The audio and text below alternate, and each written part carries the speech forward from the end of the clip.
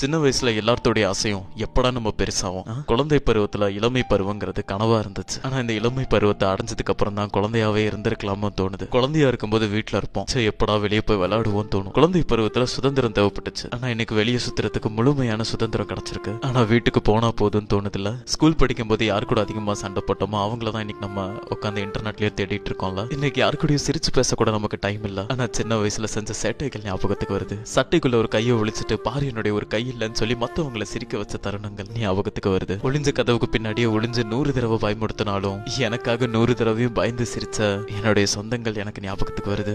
நம்ம அம்மா அப்பா நம்மளை தூக்கிட்டு போய் பெட்ல படுக்க வைப்பாங்கன்ட்டு ஹால்ல கண்ணு மூடிட்டு தூங்குற மாதிரி ஆக்டிங் பண்ண தருணங்கள் ஞாபகத்துக்கு வருது. சைக்கிளை வேகமா ஓட்டிட்டு அந்த நிலாவையும் என் பின்னாடி ஓட வச்ச நேரங்கள் எனக்கு ஞாபகத்துக்கு வருது. பர்த்டே வரதுக்கு முன்னாடியே யார் யார் எவ்வளவு காசு கொடுப்பாங்கன்னு சொல்லி கணக்கு போட்ட நேரங்கள் ஞாபகத்துக்கு வருது. பழம் சாப்பிட்டு கொட்டையை முழுங்கிட்டா வயிற்றுல ஒரு வேலை மரம் வளர்ந்துருமோன்னு சொல்லி பயந்துகிட்டே தூங்கின தருணங்கள் ஞாபகத்துக்கு வருது. கூட பிறந்தவங்கள உன்னை குப்பை தொட்டில இருந்தா எடுத்தாங்கன்னு சொல்லி பயமுடுத்தின தருணங்கள் ஞாபகத்துக்கு வருது. இறைவா எடுத்துக்க இந்த சொத்தை, இந்த சுகத்தை எடுத்துக்கோ, என்னுடைய இந்த சுதந்திரத்தை. ஆனா என்னுடைய குழந்தை பருவத்தை மறுபடியும் ஒரு வாட்டி கொடுத்துரு. தெரியாம விட்ட தருணங்களை தெரிஞ்ச ஒரு வாட்டி அனுபவிச்சு வாழ்ந்துக்கிறேனே. சோ உங்களுடைய குழந்தை பருவத்தை நான் உங்களுக்கு ஞாபகப்படுத்தி இருந்தேன்னா உங்க கருத்துக்களை கமெண்ட்ஸ்ல சொல்லுங்க.